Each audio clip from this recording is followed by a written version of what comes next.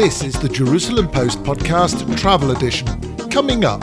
Welcome to the excavation of the medieval synagogue in Vienna. It was built here about 1280 and it lasted until 1421. I think it's important that we sort of reclaim these places. I'm just very happy that this is a Hasidic Yiddish-speaking neighborhood again, and I'm very happy to be part of it. He is working with psychiatric patients, motivated him to find other treatments instead of electroshocks and cold and hot baths. In the 1860s, Dr. Seligman took part of the skull of Beethoven with him. This family kept the skull fragments for generations in their possession, and only 2 years ago they handed it over in a nice ceremony here, and this is how we are now able to exhibit these pieces of Beethoven. So sit back and enjoy the trip with Mark Gordon and David Harris. Guten Abend, David. I don't think so. It's difficult to tell. Looking outside, it's just white. Did you look out of your bedroom window this morning? Yes. Oh my gosh. It was 6 a.m. and it looked very similar to how it looked midnight when we just arrived at this beautiful Altstadt hotel. Yes, the Hotel Altstadt. Altstadt in the middle of Vienna. And directly from my window, there's a very famous lady, a portrait of a lady above my bed in this very, very old-fashioned style room that has been modernised. But I looked out of the window and there was a clock tower. There were chimneys with little bits of smoke coming out. There were trees down below and all of it covered in snow. It was blanketed. A few parts of Vienna popping up through the snow, but just a layer of snow, which is great because we're going to be travelling through Vienna this morning, hopefully. How are we doing this? It's a 20-minute walk, 25-minute walk? We're apparently going to use the underground a bit. Vienna City Tourism, who are our wonderful hosts here, have a very green agenda. So we are eating vegetarian and vegan throughout, and we are using public transport everywhere. Right. We found this also in neighbouring Germany as well, that the tourism organisation, they very kindly pick you up at the airport, but from then you're very much on your own. But also, at the end of the day, you and I often get treated like royalty. It's nice sometime to be treated the same way that a regular tourist would be when they come in. You land or you arrive at the train station, you need to find your mode of transport. So city tickets that cover entry and partial entry to various attractions in a town and give you what they call free transport all around on underground, overground, wombling free. Yes, we are treated like regular tourists. We are staying in this luxury hotel and we will be meeting the curators and directors of a lot of the museums that we're going to. So the regular treatment. We suffer for our art. We do indeed. Cold weather does not stop us. We will go anywhere just for you. For those of you listening who live in cold countries and need us to tell everybody about it, we will go there.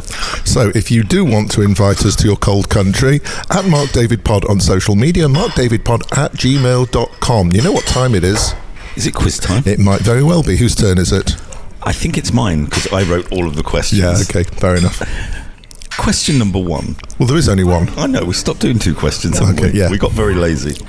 Which famous political figure from Vienna attended the elite Protestant-dominated Akademische Gymnasium in Vienna, despite being born into a Jewish family? The answer at the end of the pod. This is Mark Gordon from the Jerusalem Post podcast Travel Edition. Find us on Facebook, Instagram and Twitter at MarkDavidPod or mail us at markdavidpod@gmail.com. One of the problems of travelling or wandering around museums is it wears your souls down and you get very tired. And it's always wonderful at some point in a museum when you see chairs, you see a beautiful open area where you can sit, relax and look around and still appreciate some of the wonders of that same museum. I think you're showing our sporting prowess there by complaining that a museum tires you. It's not there amongst the high Olympic sports. So one of the things I have noticed is when we go to a museum, whoever is guiding you and I, they always take us to the top floor first using the elevator, and then we walk down so that they don't have to ask us the embarrassing question of, would you like to climb the steps or not? You're listening to the Jerusalem Post podcast, Travel for the Over 60s, Tips of Museums. I will will be there in June, my friend. We have come to a wonderful museum right in the heart of Vienna, and that is the Jüdisches Museum Wien, or the Vienna Jewish Museum. And for the last hour or so, we have been looking at this museum on behalf of you with our wonderful guide and the curator of this museum, Andrea Winkelbauer. Thank you very much indeed for hosting us. Oh, thank you for joining us today. The museum is very beautiful and very modern, but this isn't the first museum, and in fact this isn't the only site of the Jewish Museum now, is it? The Jewish Museum Vienna was in fact opened for the first time in 1895. So it was reopened in 1993 at this place. In 1938, there was an existing Jewish museum in another part of town, and then what happened? Yeah, the first Jewish Museum of Vienna, founded in 1895, existed until the Nazis came, until 1938. It was closed and its collection was stored. It was closed for a couple of decades until it was decided to reopen a Jewish museum in Vienna again by the mayor Helmut Zilk. When we got to the museum and took off our coats from the snow outside, we headed straight, as David said, for the top floor, not just because it's the easiest thing to do, but I think as you described it, this is the center, the arc of the museum. It's difficult to say. One of the benefits of the Nazis taking everything for storage was that it didn't get destroyed, that the museum has a really good collection. Can you tell us about that collection upstairs that survived the war and how it survived the war? The third floor is mainly dedicated to the storage, to the visible storage, where you can see on the one hand the boxes in the deep of this part, but you can also see an exhibition where we show objects from synagogues of Vienna, which do not exist anymore because they were destroyed by the Nazis. And you can also see the signs of this destruction on the objects we show. For example, there are some of them black, and they are black because they were burned together with the synagogue in which they formerly belonged. Mark and I, in the 5 years or more that we've been doing this podcast, have been to many Jewish museums around the world, but I don't think we've been in a museum where we've seen so many synagogue artifacts, whether it's the crowns that sat on top of the Sefer Torah or the spice boxes, the besamim boxes that are used in the Havdalah service. You said there are well over 30,000 object numbers, and within each of those objects there might be more. It's just an incredible collection from so many places. Apart from the ones that are burnt, it all looks in pristine quality. Everything looks as though it's new. Not exactly new, but in a good condition, many of these things. You can see objects from different parts of the collections of the Jewish Museum of Vienna. We host as a permanent loan the objects from the first Jewish Museum of Vienna, which is now in the possession of the Jewish community. And we have also other collections in this museum's collection. For example, by a private man who collected objects from all the countries of the former Austro-Hungarian monarchy, Judaica objects which reminded him of his upbringing, of his family, of the world of his childhood, which he lost in the Shoah, together with his whole family. Nestled amongst that collection, and I think this museum does it really well, there's the contrast. You have all the Judaica, and then on one wall you almost have a whole wall of anti-Semitic, I don't suppose you'd call it Judaica. Tell me about that collection. And I just want to add that the actual part of the museum that focuses on the Holocaust is very small, but you have a fascinating exhibition on anti-Semitism. This is another part of the collection. It is a special collection which was purchased also from a private man. He collected anti-Semitic objects, and to show everyone that this collection is not the thing that we would convey as a topic. We only show it because it's in our collection. The objects are turned away from the viewer, and you can see the front of these objects only in a mirror. And this should cause an irritation that should let people think about what they are looking at. Mark, you took a breath when you saw some of the objects. I think it was the walking sticks. Do you want to talk about the canes? There is a basket of wooden walking sticks and a lot of the ivory handles that have been carved out at the top. There are people with very large noses that form the handle of the walking stick. It's a shocking yet somehow impressive collection. Yeah. In this wonderful museum, do you have a favourite piece or a favourite collection? I very much like a part of the collection that shows objects that were fabricated by women, especially by women artists and photographers. There are some very, very beautiful and interesting things which convey very, very interesting life stories of these women, starting at the 1860s. Tell us a little bit about the museum. Where can people find it? When is it open? You can find the Jewish Museum of Vienna in the middle of the city center in Dorotheagasse 11. It is open from Sunday to Friday from 10 to 6.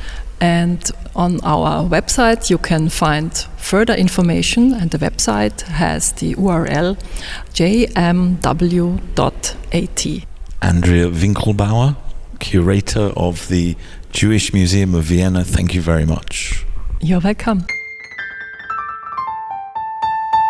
Good morning, my name is Barbara Staudinger. I'm the director of the Jewish Museum Vienna.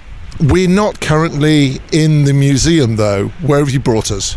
We are outside of our second location at Judenplatz, right in the center of Vienna, at the square where the Shoah Memorial is located, and a Lessing statue, and some old buildings. I'm looking around the square. It's a vast square. I haven't actually found the museum yet. Where's the museum? The museum is right behind and under the Holocaust Memorial. Is the name Judenplatz something that's new, that's post-Holocaust to remind people? No, it's actually an old name. It was called Judenplatz before. In the Middle Ages, it was called Schulhof, but then it was called Judenplatz. So was this the center of Jewish life in the Middle Ages? Actually, this was the very center of Jewish life in the Middle Ages, and as we step into the museum and go to the excavation of the medieval synagogue, you will see that this is really an authentic place. So we should hold any more questions for when we're inside? Yes. Welcome to the excavation of the medieval synagogue in Vienna. It was built here about 1280, so in the 13th century, and it was expanded several times, and it lasted until 1421, when the Jewish community was expelled and murdered. Barbara, we're in the second site of the Jewish Museum. Is this the main focus, and is this the permanent exhibition and reasoning for this second site, this excavation? Actually, yes. In the year 2000, when they built the Shoah Memorial on Judenplatz Square, they did not discover the excavation because they knew it should be under there, but they decided, while building the Shoah Memorial, then doing this excavation and establishing a museum for the excavation of the medieval synagogue. We've seen explanations of the community. There's a wonderful model where you can see how the community fit within the greater city of Vienna in the 1400s. But can you just describe for us where we are now, what we're actually looking at? You said we're in the synagogue, but just define for our listeners what we're seeing. We see the walls of the synagogue. We see the bima. We see the women's section, which was back in the Middle Ages a totally separated section of the synagogue, and we see the Aron HaKodesh, or where it stood before, and we see the basements of some columns, so we can imagine a little bit how the synagogue could look like. But we also have an VR installation where you can exactly see how the synagogue looked like in different times. When Barbara says the walls, we're not thinking about the types of walls that you will have seen in synagogues that are standing today. This looks like the types of walls that you would see, I guess, as a city wall. We're talking 1 meter thick each wall. They are made from stone with an early form of cement binding them together. The space is 25 meters square, something like that? I'm not good in guessing. I think 30 or 40. Yes, the walls are very rough as the built buildings in the Middle Ages. So it's quite different to how we now build. But back then they built buildings with everything they had. So they had stones and they used it and reused stones from other buildings. And that's how the architects or the builders did it back then. The actual finished design, which you can see on the VR model, looks very similar to the Altneu synagogue in Prague. Is there a link between the design or the communities? Why are they so similar? First of all, there has been always a strong link between Vienna and Prague because it's so near. If you now go by train to Prague, it's 4 hours and it's 2.5 hours to Budapest. So, of course, these cities are always linked to each other. But we assume that synagogues all over Germany and Austria and Czech lands, Czechoslovakia, looked more or less the same at these times. Just explain the logic of the different museums. We've already seen another museum a 10-minute walk away from here, which has got artifacts from modern synagogues, and then we've got here more of the medieval approach, and you've also got, this is purely could be a standalone, amazing, incredible place to be within the synagogue, but you've also got the exhibition just a few steps that way. How does it all fit together? What's the logic? I think first of all, the logic is that you have to explain something. People can imagine so much out of an excavation. But most importantly is that what we want to show at the Jewish Museum in Vienna is that Jewish life and Jewish history is the DNA of the city. You can't separate Viennese history from Jewish history, and you can't separate Jewish history from Viennese history. And that's what it's all about in the Jewish Museum Vienna. So it's really important to show that Jewish life was thriving through the Middle Ages, that every time Jews were expelled, they came back, not the same people, not the same families, but Jews came back. Jews came and settled in Vienna, and Jewish life was going on and on and on up until today. You're the director of these wonderful museums. Would you say this is your dream job, and how did you become director of a Jewish museum? For our listeners' benefit, Barbara's told us that she wasn't born Jewish. Tell us more about your journey to become director of this museum. First of all, absolutely. This is my dream job. It's all I wanted ever to be. How did I come there? I was studying history at the University of Vienna, and during my studies, I was interested in history of minorities. I don't know why exactly, maybe because of my family. They were different to other families, I would guess. And after my master, I was asked by a colleague if I wanted to join a research project on Jewish history in Austria in the 16th and 17th century. And I said, well, yes, I do want to. That sounds interesting. So I was not specialized at that time on Jewish history. But then when I joined the project, I immediately said, all I was interested in, it's in Jewish history, so I stuck with it. And I was in different research projects for almost 20 years. I'm a very driven person. I want to change society. I want to engage with people. And if you are in academia, there is not so much room to do that. So I was blinking to museums, and I was I would be so interested to work in a Jewish museum once in a while. And then I got lucky. Actually, I was in Jerusalem during a conference. A museum director called. I met him a few years back, and he said, well, I became director of the Jewish Museum in Munich, and we're looking for curators, and I was thinking of you. Do you want to apply for this job? And I said, yes, I would love to. So that was my way to the museum. And then I worked for the Jewish Museum in Munich, and then I came back to Austria, worked for different Jewish museums and for different other museums as well, before I got the chance to be director of the Jewish Museum in Augsburg in Bavaria, in Germany as well, and then applied for this job in Vienna. So I'm a very, very lucky person who can say I work in my dream job. If you can't hear it, we can tell you that throughout that answer, Barbara had a big smile on her face. Just one more time, what is the website for people who want to visit? The website is jmw.at. On the website, you can apply for our newsletter, English or German. You can see all the exhibitions we have. We have in each location, we have a core exhibition and a special exhibition, and it changes every 6 months. We have also broader and broader spectrum of online possibilities where you can dive in very different Jewish topics. We have a museums blog, we have an online collection, we have a podcast as well. Please explore it. Podcast, that sounds amazing. We love podcasts. Barbara Staudinger, Director of the Jewish Museum of Vienna, thank you for your time and showing us this wonderful exhibit. Thank you so much. The Jerusalem Post Podcast Travel Edition.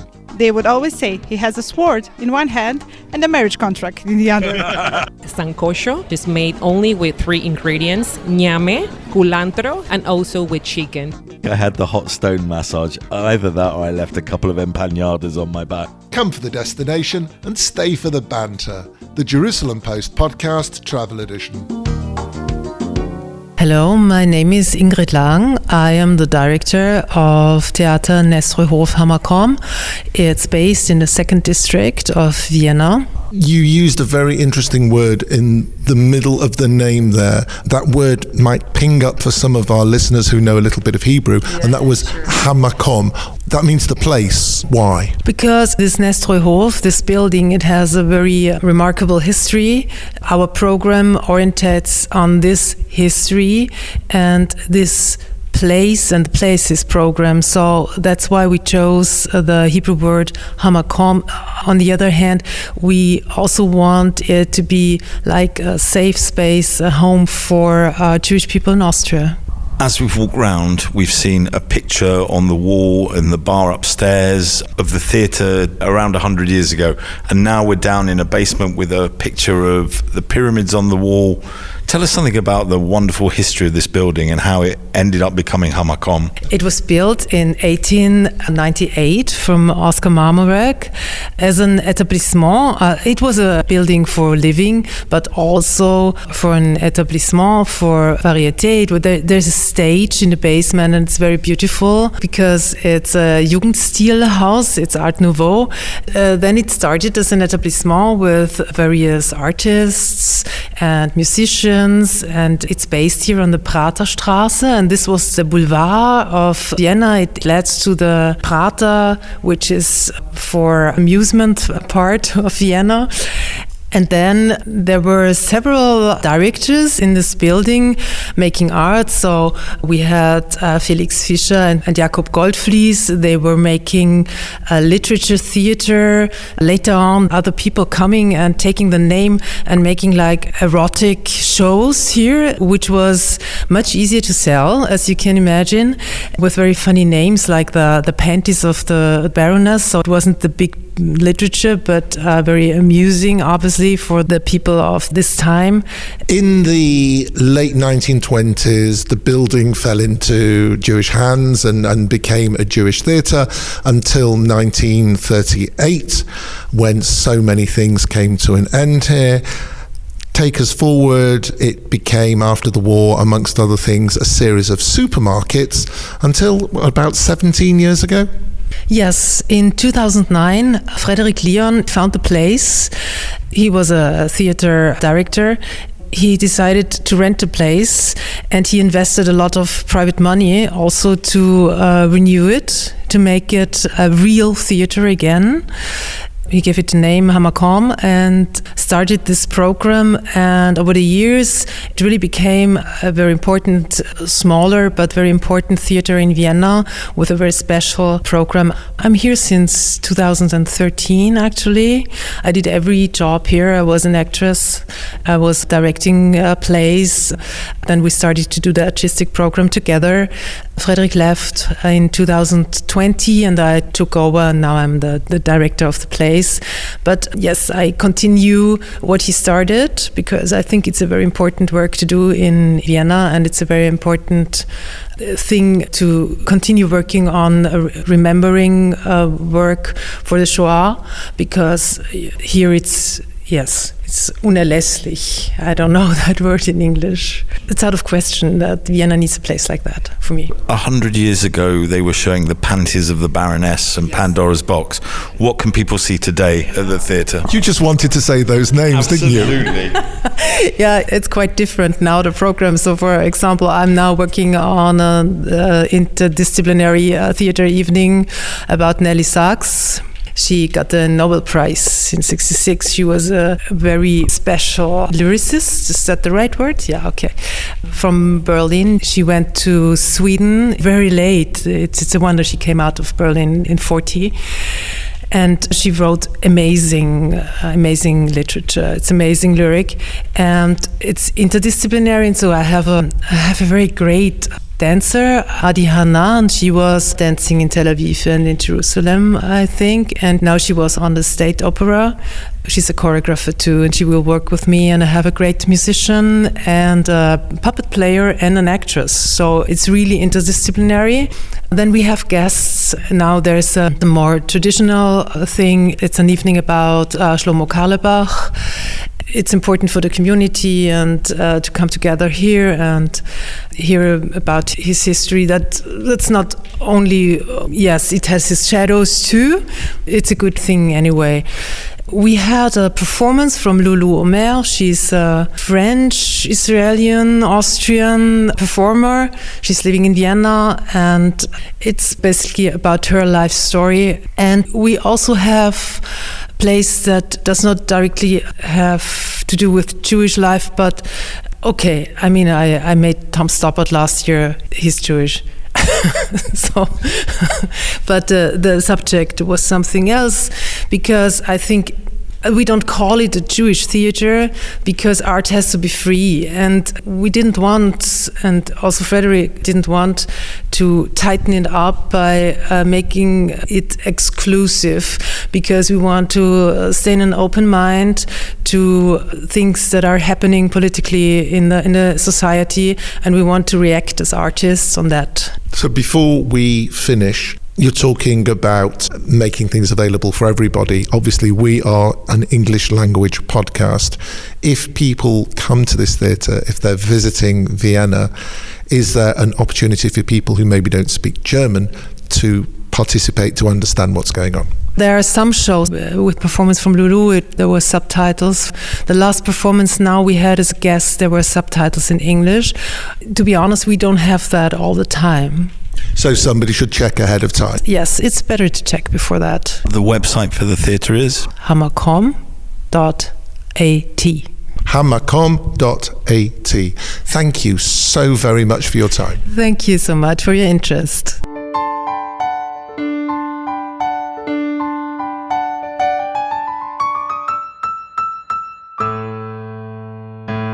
Hello, I'm Christa Esther Sendry. I'm a professor at University of Vienna, and I'm also the director of Jung Yiddish Vienna, a cultural center for Yiddish language and culture here in Vienna. How did you get the idea to establish Jung Yiddish Vienna? Where does it come from? It comes from Jung Yiddish in Tel Aviv, which is the original Jung Yiddish, which has been in Tel Aviv for about 30 years. And they are an association in support of Yiddish language and culture. They have a library, and they are also a very lively cultural center. And when I went to visit that place, I fell in love with it, and I felt like Vienna needs a place like that. For those of you that listened to our podcast many, many years ago when we were walking around Tel Aviv bus station, we never made it, but I've been on the tour before, on the 6th floor, I think you said it was. That's right, you gotta go. Because Tel Aviv bus station, if you go once, you'll never find the same thing again. There is a Yiddish book repository, library, centre. So I never realised that it was linked to this, but... We are on a street in the middle of the Jewish neighbourhood in the 2nd district of Vienna. It's Erev Shabbat, it's Friday. The streets are full of very Orthodox Hasidic-looking people. They are going into bakeries, they're getting ready for Shabbat. I assume some of the men are going to the mikveh. Literally across the road from you, there is a yeshiva, a Talmudical college, and a synagogue, right?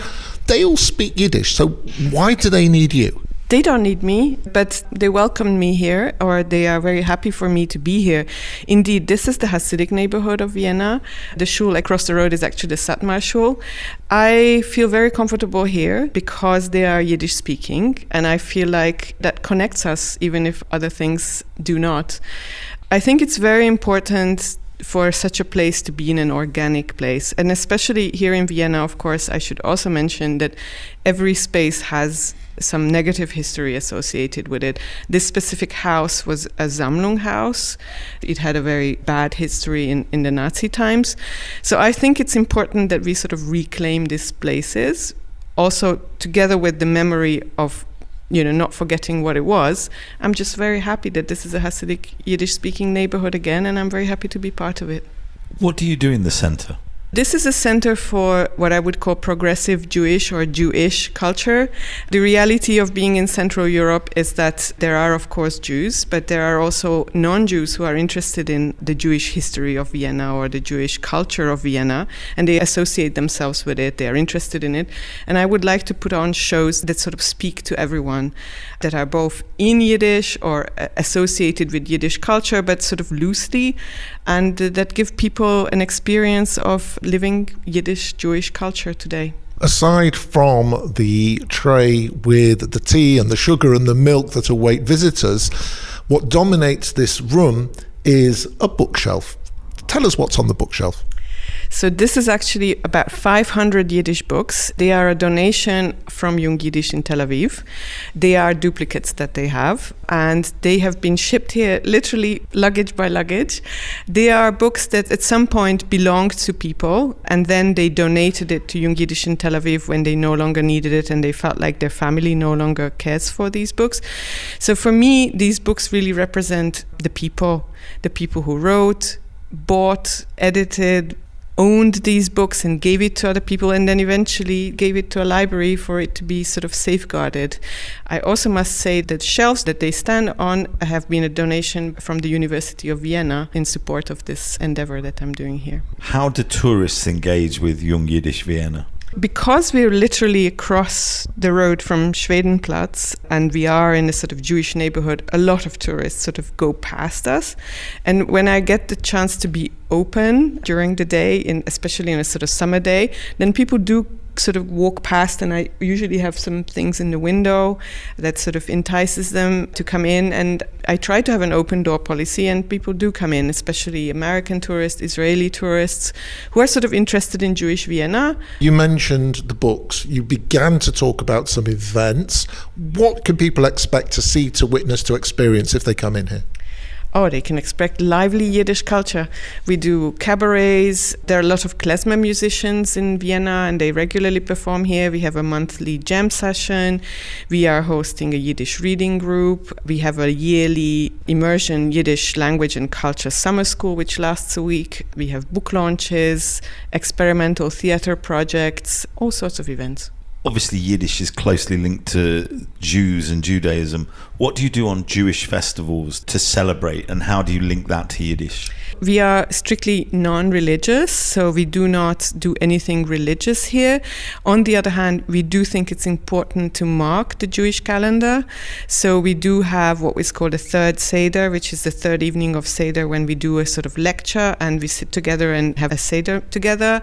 The best event of the year, you'll not be surprised, is the Purim party. Sadly, we will just be home before you get to celebrate. Well, you can go to Jung Yiddish in Tel Aviv and enjoy their Purim party. You're good at marketing. But I would love if you could come and stay, because you would see, that we have a sort of community here. This is also a sort of community space. There are people who sort of come here regularly. We mark the Jewish calendar in a sort of idiosyncratic and perhaps non-traditional way, but we hope everybody would think respectfully. If anybody listening to this is visiting this city or just wants to know more about your project, do you have a website where they can find out details? Yes, our website is jungyiddishvienna.org. YUNG and Yiddish with one D, YIDISH, Vienna. Thank you so much for letting us into this centre and giving us your time. Thank you so much for coming. You're very, very welcome. The Jerusalem Post Podcast Travel Edition. White sausage, which we eat for breakfast, with a Weiss beer and a sweet mustard and pretzel. If your test looks like that, you are in a lot of trouble. The toilet is open to the public for viewing only. From Jerusalem to just about everywhere, the Jerusalem Post Podcast Travel Edition. Well, so far it's been absolutely fascinating. Yeah, what a busy morning. I am famished. It's a good job that we're sitting in a restaurant. No doubt you know the name of the restaurant and what they've got on the menu. Well, you want me to read the whole menu out for you? Where are we? We are in the V'ahavta restaurant in District 2 on Taborstrasse. It is a Middle Eastern street food restaurant, which is great because we've come all the way from the Middle East to Austria to eat Middle Eastern food. It's also a kosher restaurant, and therefore, as many of you will know, especially because the largest number of Jewish people in the world now live in Israel, a lot of Israelis, as they're travelling, are looking for food as they would get at home. And keeping with the theme of the environment and doing our bit for the environment, it is another vegetarian restaurant. I have to check, they might have fish, but it's certainly not a meat restaurant, and also being kosher, you're not going to mix meat and milk, so it's a milky restaurant. So the name again is V'ahavta, and for those of you who don't know, I imagine a lot of you will be very familiar with the word. It basically means, well, in modern translation, it would be something like, you should love it, is a good way of translating it, but it's from the holiest prayer in the Jewish liturgy, the Shema, and it is the first word of the second line of this liturgy. Do you want to introduce our next guest, who's actually our host? Yes, we've been hosted since we left the Jewish Museum by Stefan Termelin. He has an incredible knowledge of everything going on in Vienna, and particularly the Jewish part of Vienna. Stefan, you've taken us to two really wonderful places. What else is there to see for tourists who want to see Jewish Vienna? There is a lot of, actually in district number 1, there is, for example, the temple, which is now under renovation until the end of the year. Before you carry on, when you say district number 1, district number 2, the lower the number, the more central the district, right? Exactly. So district number 1 is the historic Vienna. This is what Vienna also was, well, let's say 160 years ago. And all the other districts, that includes Leopoldstadt, that includes the second district, were incorporated over time. Leopoldstadt, for example, in the 1860s. So there is the synagogue there, the main synagogue, the city temple in district number 1 in Seitenstättengasse. It's under renovation now until September.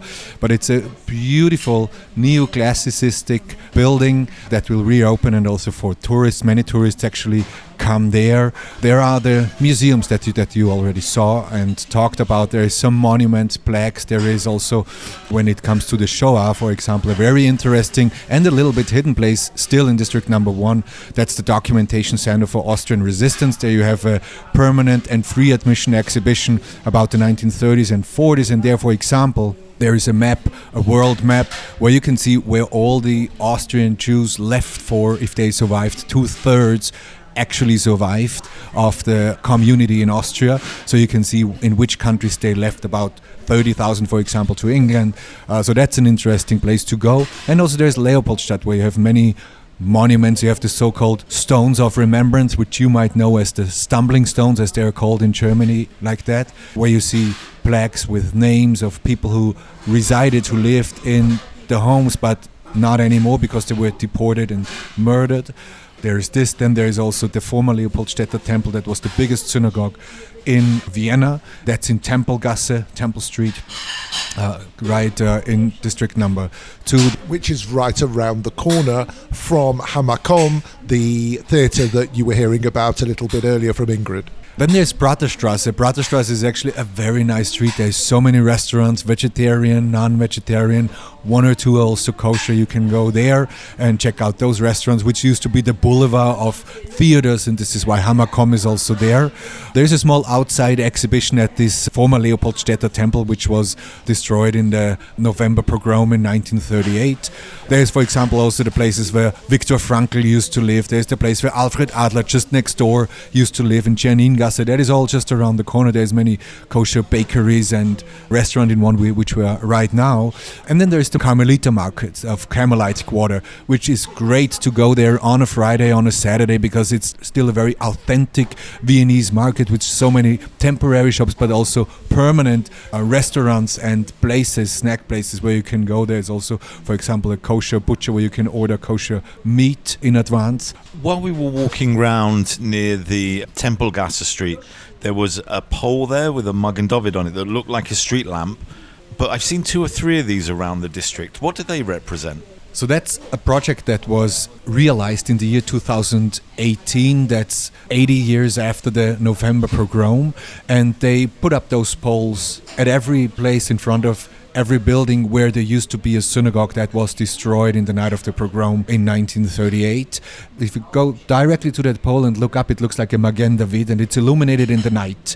On these poles you have the name of that synagogue that stood here and also QR code. If that QR code works, then you get to an online documentation about that synagogue with blueprints and photos. And the thing is, actually, until 2018, at some places you had a plaque on that today residential building that there used to be a synagogue, but still there were a few where you don't had anything that reminded the people that there was once a synagogue and Jewish life. But now there is now this pole at every one of these 25 synagogues that were destroyed.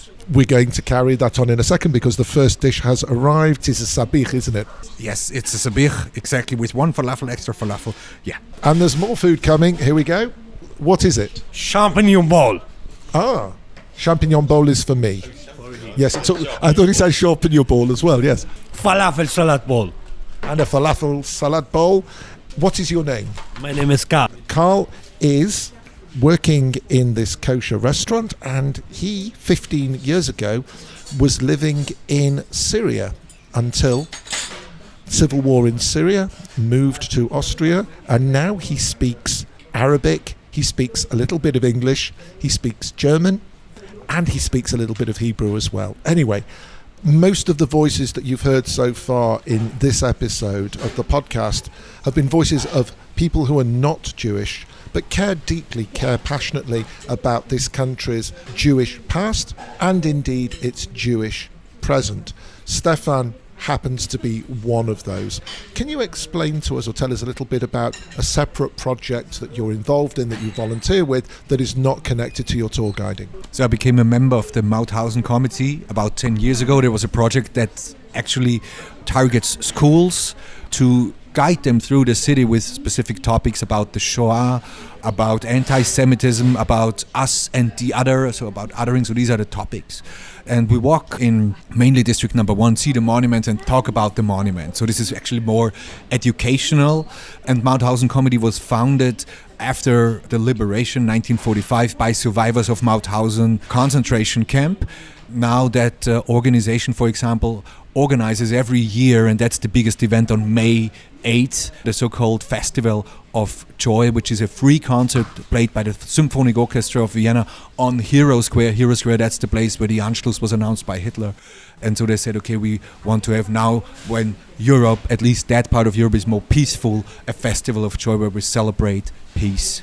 Stefan, if anybody wants to hire your services as an amazing tour guide, both about Jewish Vienna but also the city that you love so much, how can they be in touch with you? The best is to just write me an email. My email address is office@tour, like tour in tour guide, -malin, MALIN.com. So that again is office@tour-malin.com. That's very clever. Tourmalin. Well done. Stefan Tourmalin.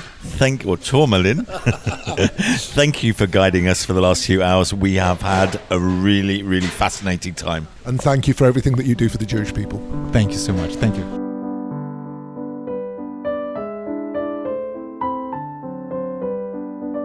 Vienna Fact File. Vienna International Airport is Austria's main gateway and a hub for Austrian Airlines, with direct flights from major cities including New York, Washington, Chicago, Montreal, and several European capitals. From Tel Aviv, there are regular direct flights to Vienna with Austrian Airlines, El Al, Arkea, TUS, and Bluebird, as well as seasonal and charter services. Vienna is well connected to its neighbouring capitals. Bratislava is about 1 hour away by train or boat along the Danube. Budapest is around 2.5 hours by direct train. From the airport, the city airport train reaches Vienna Mitte station in just 16 minutes. The standard single ticket is around €15, while the regular S-Bahn train takes about 25 minutes and is much cheaper. Vienna has a reliable integrated public transport system. A 7-day digital ticket costs around $30. We stayed at the boutique Altstadt and Motto hotels.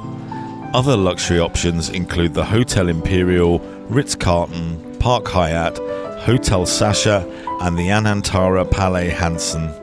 Strong mid-range options include the Hotel Am Concert House, 25 Hours Hotel, and numerous boutique hotels in the city centre.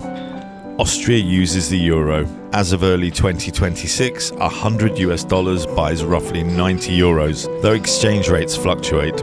Vienna has a continental climate with warm summers and cold winters. Summer temperatures in July and August often reach 25 to 30 degrees Celsius, 77 to 86 degrees Fahrenheit. Winter temperatures from December to February typically hover around 0 degrees Celsius, 32 degrees Fahrenheit, with occasional snow. Vienna has a strong vegetarian and vegan scene. We ate at the Michelin-starred Tian restaurant and the ironically named Schwein. The VM Museum has a delightful bistro called Trude und Tochter, named after the Viennese Jewish photographer Trude Fleischmann. Vienna also has a strong kosher and Jewish food scene, predominantly located in the 2nd district. We ate at the vegetarian kosher Va'ahavta restaurant. Other options include Aleph Aleph for schnitzel and Israeli dishes, Meir She'arim for sushi and Asian cuisine, and Novellino for Italian-style kosher meals.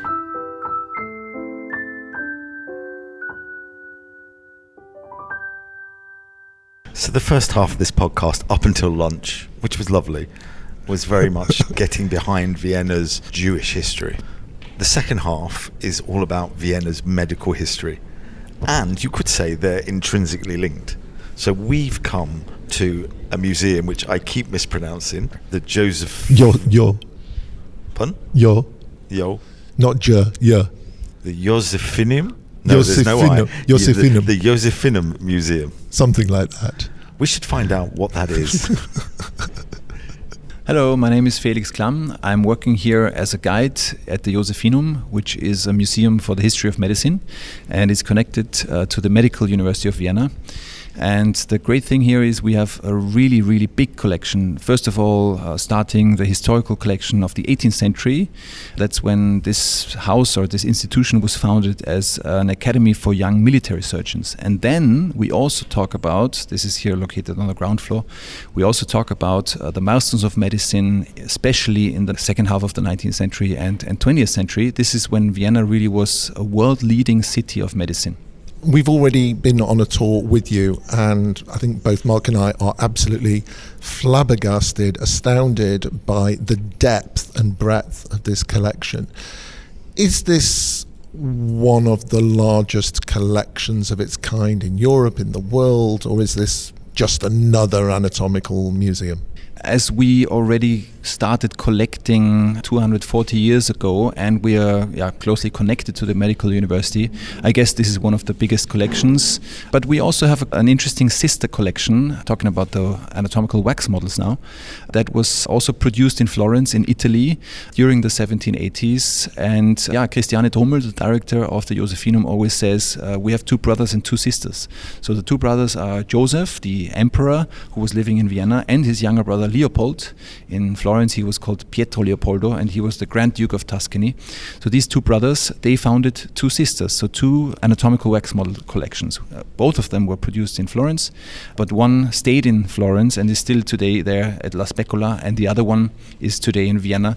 But our collection is a little bit different because we have a very big obstetric part. That's one unique thing about Vienna, and some parts are really very innovative. You can say the lymphatic nodes and the lymphatic system is really shown in a lot of details. That's maybe a difference to the Florence collection. You alluded to the origins of this place. It was not set up as a museum for people like Mark and I to come and gawk at the different exhibits. It had a much more scientific reason for its creation. Yes, the real reason for founding this institution was Joseph II, the emperor, who wanted to improve the education for the military surgeons. So he made the military surgeons in Austria academics. Before that, they were just craftsmen, and they had like a final exam, which was also connected to the university, but it was not a regulated education at university, and the group of surgeons was very much different to the doctors in Austria. So the doctors have been academics since the 14th century in Vienna, since the starting of the Vienna universities, but the military surgeons were only craftsmen, you can say. So this was the start of the Josephinum, really, to have a beautiful palace with an anatomical theater, and also a fantastic collection and a separate library with the best conditions, you can say, for the military surgeons. What is it about Vienna that has made it such a center for medical innovation? Then we are jumping into maybe the 1850s, so this was a time when Vienna was a very big capital, becoming a capital of more than 1 million, of a multi-ethnic empire in the center of Europe. And the ruling dynasty, of course, was very Catholic and very conservative, but in the same city you had a lot of different groups and a lot of different developments, and at the same time you also had a very scientific approach. So this led to a very fruitful situation, not only in medicine but also in art and architecture and many other fields. But medicine really developed in Vienna as a world-leading part, and this was a very exciting time from the 1850s, you can say, until 1938. You've jumped us forward to 1938. There is a lot of research here that is linked to doctors that then associated themselves with the National Socialists, with the Nazis.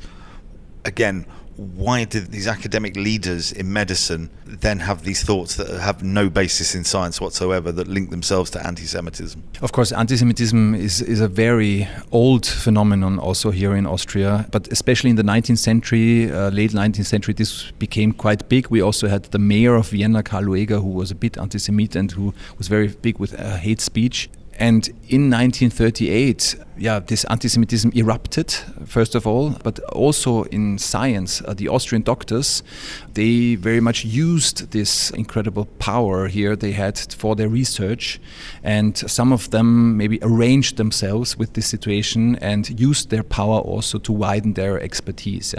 And this led to terrible experiments that were conducted here in Austria and especially in Vienna on the patients.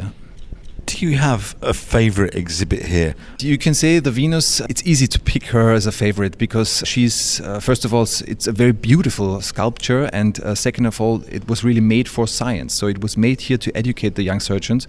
It was taken into the big lecture hall and then opened up, and you can see different organs and different body parts, but also you can see that she's 4 months pregnant.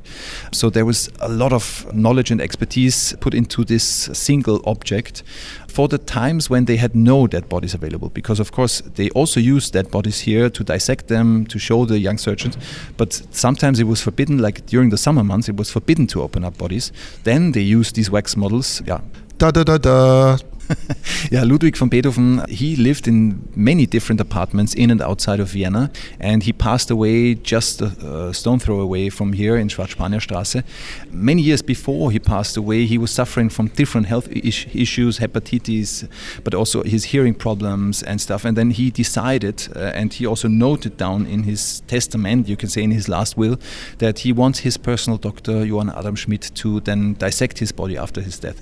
This never happened because unfortunately Dr. Schmidt, who was actually a professor here at the Josephinum, he passed away years before Beethoven himself, but the body of Beethoven was then opened up after his death. They did an autopsy, and years later they again exhumed the body of Beethoven. And at this point in the 1860s, Dr. Seligmann took part of the skull of Beethoven with him. And this family kept the skull fragments for generations in their possession. And only 2 years ago, they handed it over in a nice ceremony here at the lecture hall to the president of the medical university, Markus Müller. And this is how we are now able to exhibit these pieces of Beethoven. Yeah. Does the museum have a website where our listeners can find out more details about how to visit? It's josephinum.ac.at. That's Josephinum, Josephinum. Can't pronounce it, but you can spell it. I'm reading one of the bags opposite where it says Josephinum. Felix, thank you very much indeed. And folks, if you're looking for a good tour guide, I've heard a rumour that Felix is also a tour guide for the rest of Vienna. Thank you. Thank you so much for coming here. You're listening to the Jerusalem Post podcast Travel Edition. Find us on Facebook, Instagram and Twitter at MarkDavidPod, or mail us at markdavidpod@gmail.com. Mark. Sorry, I was just thinking about myself. Yes. I disappeared off into a dream somewhat. Yes, no mother jokes or anything like that now. Thank you very much. Did you see in the shop they had a cup saying, "I love Mum"? It was very cute. The little touristy. What did you know before the last hour about Sigmund Freud? Probably not enough, and clearly on the last hour here, very little at all. Obviously, I knew he was the father of psychoanalysis. He did a lot of work with dreams. He spoke about ego. He was from Vienna, and there you go. That's me in a minute. So that's probably about 3 times more than I knew before we came in here. And his grandson sold dog food on British television. Yes, he did.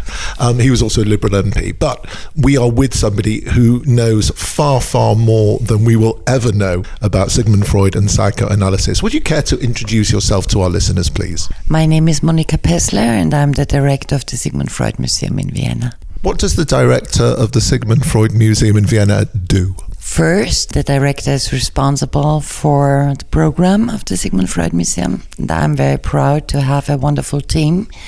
So we do exhibitions and conferences and scientific program around psychoanalysis, and we prove and look at psychoanalysis and Freud to find out the meaning of his idea of the unconscious and so on and so forth, and also of his cultural theoretical work for our days.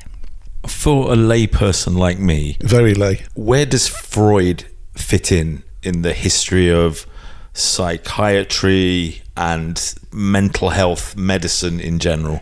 He was a very, very normal physician and neurologist, but his working with psychiatric patients motivated him to find other treatments instead of electroshocks and cold and hot baths. Then, working together with Breuer, his mentor, he realized that speaking about all your anxieties for a short time makes able to get rid of the symptoms. And then he developed this idea and came to the talking cure. And if you think about all the psychoanalytic or psychological treatment of today, the talking cure is the base of everyone. So it's still a very, very important innovation he did. It's quite remarkable. We're talking about the end of the 19th century. Short time ago, we were at the Josephinum. I can't say it. Can you say it? Josephinum. Thank you very much indeed. Where we saw a model of the whole medical centre as it was not that long before. And in the middle, there is this large, round tower. And that was almost a prison. But in its time, it was unique because they had recognized that there were psychiatric issues for the human brain, and it wasn't a case that you throw these people away, that you treat them as madmen and madwomen with no cure, but it was the first attempt. And yet, within decades, here was somebody who was revolutionizing the whole discussion of the mind. Freud was doing that because he realized that there's the unconscious. And the unconscious means that the ego is not the master of its home. So that was revolutionary, and also in his physician circle, of course. So he investigated, for instance, hysteria. And then, after being and learning with Charcot in Paris, he came back and he told his colleague about some cases of male hysteria. And of course, all his colleagues left the room and thought it's ridiculous. You know, Freud today is criticized by his approach to female sexuality. And of course, he missed the point when he spoke about women as a being, a human being with a lack of something. But on the other hand, he realized all this abusement of the bourgeois role of women at the turn of the last century, and was working against it also in his profession as a neurologist and psychiatrist. This is our third museum of the day. 4 if you count the Jewish Museum as 2 museums. They're all essentially purpose-built as museums. The second Jewish museum built around the site of the old synagogue. The Josephinum is the old medical school that has been converted. This is something more personal because this is Freud's house. How do you get the balance of a home and a clinic and then turn it into the story of Freud and tell the story of Freud? You know, do you just recreate his house, or do you go much further than that? It's not so easy to recreate a house, its interior, because Freud was forced to flee the Nazis in June 1938, and he took all his belongings with him. So it's a court memory space. We show some original items, of course, and the people who visit us take the same path as Freud's patients and children, for instance, and family members. So this is a way to feel and to reconstruct in your fantasy the birthplace of psychoanalysis and how Freud and his family lived here. And on the other hand, all these impressions are connected with content-related topics, connected with the theory formation. On the top of that, literally, because there's a library and an archive above the museum in the second floor, and there we have a lot of conferences, and we try to also develop educational program for young people. And you know what is interesting is that since we reopened the museum after the renovation, we have 140,000 visitors a year, and 40% of the people who come here are between 20 and 30 years old. So it's very, very interesting. And it's not about the beautiful museum that so many young people come. It's because of our times. The younger generations are frightened. There are a lot of anxieties and not to know how to find your position in the world and in the society.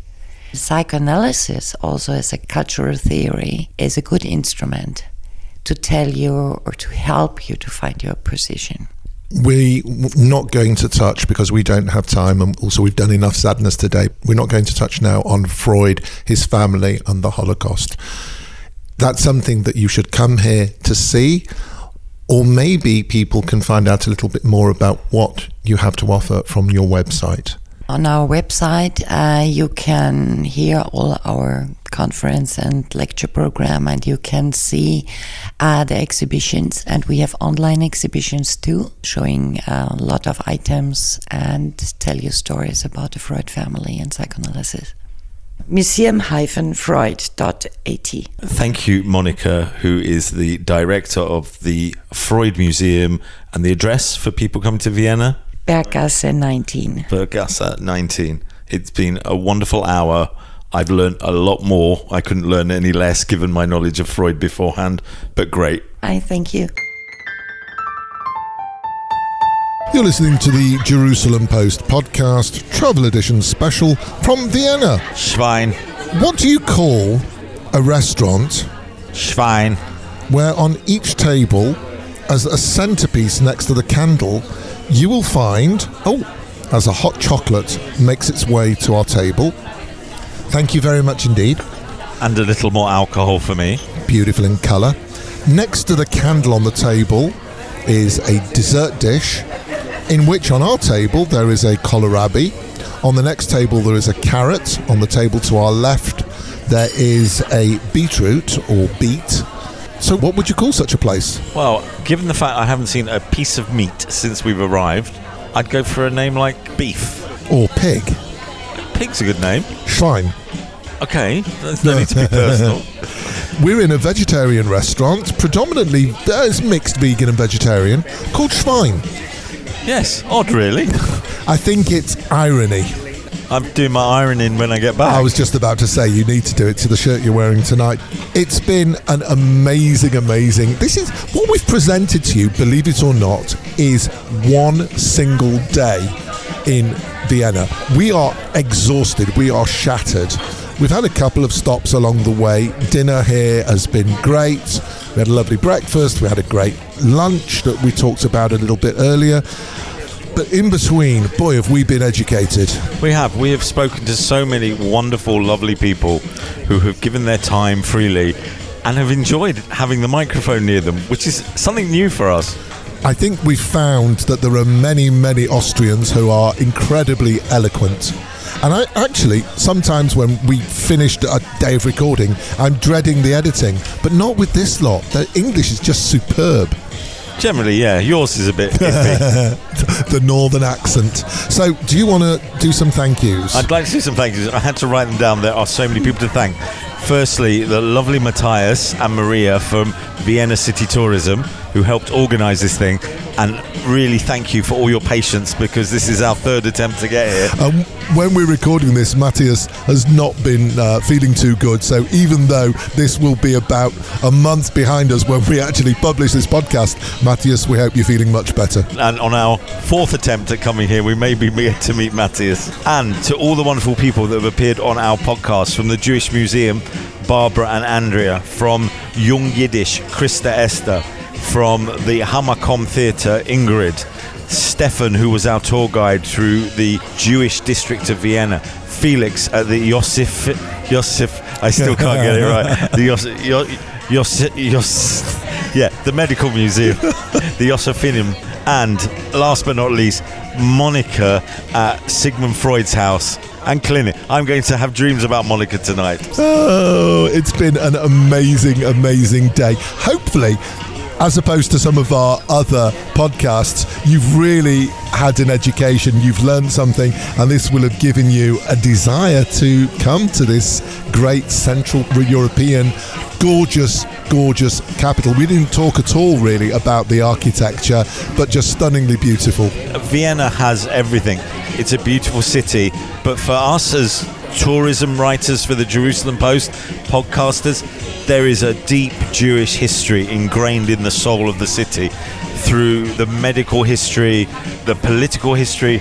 I hate to say this, but Jews are everywhere in the story of Vienna, and it's been a pleasure learning all about it. Something Barbara said to me as we left the Jewish Museum was that there were 200,000 Jewish people here, if I remember rightly, as I a think number. in Austria, yeah. Yeah, and she was saying that whilst you hear about the famous, the rich, the successful, they're a tiny, tiny percentage of all of the Jews, and that there were Jews who were labourers and Jews in every district, not just in the fancy homes. And that's a really important message that the Jewish Museum and the other people I think that we met today are trying to get over, that Jews were just as central in all walks of life in this city as all the other residents of Vienna. And they still are today. I think when we've been around places in Europe, we're looking at where the Jews used to live, where Jewish life was.